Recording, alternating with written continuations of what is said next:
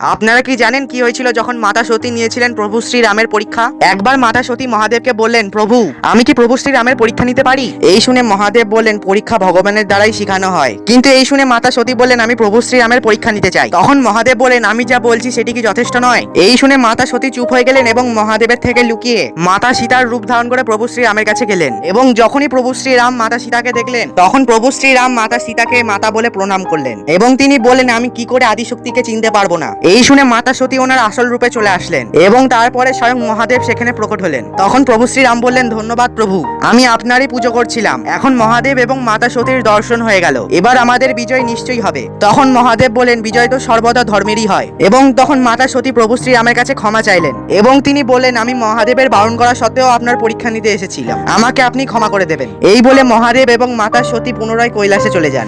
আপনিও যদি মহাদেবের সত্যিকারের ভক্ত হয়ে থাকেন তাহলে কমেন্টে হর হর মহাদেব লিখতে ভুলবেন না।